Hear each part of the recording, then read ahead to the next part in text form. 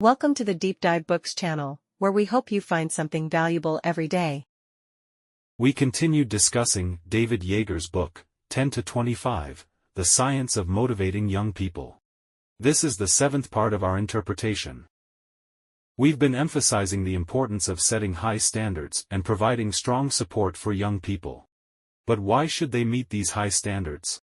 Especially for today's teenagers, you should study hard, is not an assumed value. What is the actual worth of what you're teaching? With so many interesting things to do, why should they learn from you? We often say, there are two types of motivation. One is intrinsic motivation, where a person naturally wants to do something because they find it interesting and are willing to delve into it. The other is extrinsic motivation, where a person is compelled by external incentives or pressure. A child with intrinsic motivation spares parents and teachers a great deal of worry, and is bound to have a bright future. But what if a child lacks intrinsic motivation and won't move unless pushed? What should you do then? The older generation in China often used coercion, directly scolding or even beating their children. However, this approach comes with significant side effects and is ultimately not worth it. Yeager doesn't even bother discussing it in his book. Modern parents and teachers commonly use incentives, essentially sugar-coated bullets. A parent might say, if you finish your homework on time, I'll let you play computer games for a while. A teacher might say, everyone who submits their assignment will get a piece of candy.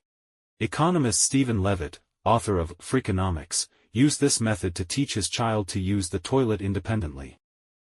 But this method only works for simple tasks. If a young child is solving a set of addition problems, or memorizing a poem, rewarding them directly is fine. These tasks are like repetitive assembly line work. Just as a factory worker might have no interest in tightening screws, but will do it properly for a paycheck. Yeager describes a highly skilled math teacher who teaches disadvantaged students in poor areas, particularly from African American and Mexican communities. She realized that direct rewards only encourage students to memorize problem-solving tricks temporarily but do not motivate them to think deeply about mathematical concepts. They do not develop the ability to apply knowledge flexibly, nor do they enjoy tackling complex problems. Simply put, rewards encourage superficial learning. Just as high-level jobs don't pay by the piece. Some educators try to make learning more engaging by gamifying it. For example, they turn math exercises into video game-style challenges, where solving a problem defeats a monster. Others use students' interests, like baseball, to reframe math problems around the sport. These approaches do produce some superficial results. But if the medicine tastes bad and you coat it in sugar, the child will still prefer the sugar over the medicine. They will still see tackling difficult problems as not worth the effort. The second approach is delayed gratification. Some believe that teaching children to delay gratification is one of the most important lessons parents can provide. This is the essence of the marshmallow experiment. If you can resist eating this marshmallow now, you'll get two later. We endure hardship today for happiness in the future. If you want to shine in front of others, you must suffer in the shadows first. So, kid, you have to endure. Many Chinese children are good at delaying gratification. This likely stems from East Asia's rice farming culture, which requires planting seeds and enduring year-round labor before seeing a harvest. The logic is, if I study hard now, I'll get good grades, and in the future, I'll secure a good job and live a happy life. There's nothing wrong with this logic, but it does not cultivate a genuine interest in knowledge itself. Delayed gratification teaches children to value learning for its exchange value, not its intrinsic value. Why should I study math? Because math is a major subject on the college entrance exam. The danger here is that the child may become mediocre, obedient, responsible, and diligent but lacking creativity and insight. Many adults work solely for delayed gratification. Their job holds no meaning to them, but they have no choice. They hate Mondays and love Saturdays, spending every moment at work longing for the end of the day. If they work overtime, they compensate by scrolling on their phones at night to reclaim their lost leisure time. This mindset is completely different from that of scientists and entrepreneurs.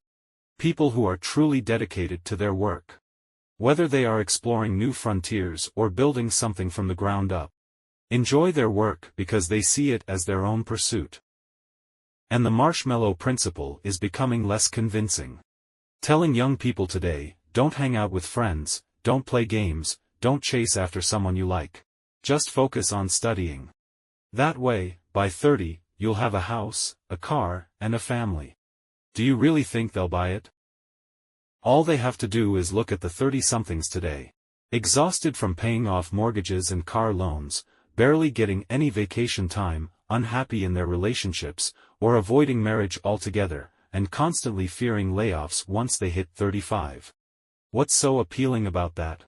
Why not enjoy a few years of happiness before life starts hitting hard? Delayed gratification trains people for mediocrity. Top talents are driven from within. They need to realize that life has a purpose, learning has meaning, and knowledge holds value. A young student aspiring to work in AI will naturally master math and programming. They know that, understanding machine learning requires a solid grasp of linear algebra. They might even study physics, as its modeling methods are useful for research. They'll explore cognitive science, neuroscience, and psychology to understand human intelligence. Such a student doesn't need external supervision. But most young people, especially younger children, don't have this awareness. The leap from polynomial factorization to cool AI is vast and requires a cognitive shift. Moreover, teenagers may not even know what scientists and engineers do. They're more interested in sports stars. It's easy for them to grasp why a chef needs to learn how to toss a wok, but how do you convince them to take math seriously? Some grassroots educational initiatives have emerged. The U.S. has a relatively free education system, allowing people to experiment with different teaching methods. If you believe that, talent should not be determined by family background and that poor children also deserve elite education, you can open a school for them and even attract donations from wealthy philanthropists. Yeager's book mentions Expeditionary Learning, EL, a school network that originated from the Outward Bound program. Its goal is to cultivate students' intrinsic motivation for tackling challenges and accomplishing great things.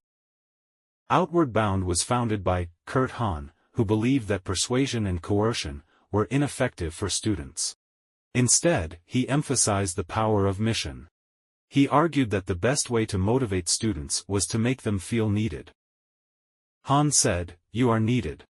When we communicate that, we say to young people, your skills, your energy, your talents, your contributions are all essential. If a village depends on you to hunt for food, you will take hunting seriously. EL schools leverage social issues to inspire students. For instance, when 7th graders study the U.S. Constitution, the school raises awareness of local problems, such as gun violence. Many students know victims firsthand. Teachers ask, shouldn't you do something about it? The students then decide to interview peace advocates, publish a book about their stories, and create an anti-violence PSA to air on TV. These are real projects that require real skills. Students must learn interviewing, writing, editing, budgeting, and persuasion. They can't afford to slack off. Through these experiences, they realize the value of knowledge. For example, when EL students study World War II, they interview a World War II veteran 3 weeks later. Would you dare to show up unprepared? EL students study more math than their peers and develop a passion for tough problems. They embrace challenges because they need real skills to solve real problems. I don't know if every EL student becomes a high achiever. Life is complex. And this kind of education certainly requires more resources, especially highly skilled teachers. But I believe this is what true learning looks like. This type of purpose-driven incentive has a major advantage. Short-term interests align with long-term benefits. To contribute to society in the future, you start by making contributions now. And these contributions make you feel proud because contributing always enhances one's status. It's similar to the anti-smoking ad I mentioned at the beginning of this series. If you tell kids, don't smoke for the sake of your health, they won't listen. But if you say, not smoking is a way to fight against tobacco companies, they find it cool. Yeager shared another study on how to reduce children's consumption of junk food. If you tell them, avoid junk food to lose weight, they don't care. People who fear getting fat are cowards. Research shows that kids with higher testosterone levels, when confronted with such clichés, actually eat more junk food because they see drinking soda as an act of heroism, akin to drinking alcohol. But if you frame the story as, avoid junk food to fight against junk food companies and uphold justice, testosterone drives them to voluntarily choose healthier options. Teenagers are not purely self-interested. A common misconception is that everyone is selfish and that self-interest is a social norm. However, surveys reveal that people are quite willing to make sacrifices for a sense of purpose. The same applies to adults. How does J.P. Morgan Chase motivate employees to conduct diligent financial loan analyses? The most effective approach is to tell them that their work is crucial for lenders to understand business conditions and set fair interest rates. And that mortgage rates significantly impact the happiness of every family. Doing their job well means being responsible for those families. Yeager and his colleagues developed a structured intervention, similar to the collaborative mindset discussed earlier, using cognitive framing to instill a sense of purpose in students. The message went something like this. Our society, especially our community, faces serious problems: poverty, violence, political division. Can you stand by and do nothing? Don't you want to make a difference? Many of your senior peers are studying hard to change the world. People assume that students learn for selfish reasons, but did you know? Our data shows that making money isn't the main reason students work hard. It's not even a major one. Those who study diligently want to become well-educated individuals, to form their own perspectives on world events, and to make meaningful contributions. They want the freedom to choose the life they desire when they grow up. All of this is true, but if you don't tell students, they won't realize it. The intervention delivers 3 key messages. 1. What you are learning will be useful in your future career and various roles in life. 2. You can use these skills to contribute to something bigger than yourself. 3. Your teachers give you assignments because they believe in your potential to make a meaningful impact. The entire intervention takes just 20 minutes, but its effects are almost like magic. Experiments with students in different settings, from elite universities to underfunded high schools in low-income areas, showed that after receiving this intervention, students became more engaged in their studies. Their essays demonstrated deeper thinking, and they spent more time on academic activities. Adults generally shy away from discussing life's purpose and meaning. But I believe no parent wants to raise a child who only chases shallow rewards and acts purely out of self-interest. The reality is that people need purpose and meaning. Everyone does. As Viktor Frankl famously said, those who has a why to live, can bear with almost any how. If people can endure anything for a purpose, studying is certainly no exception. That's it for today's content. Thank you for watching, and I'll see you in the next video. If you feel there is value in this, please like, subscribe to this channel, and leave your thoughts or suggestions in the comments section. Let's grow together and read more good books.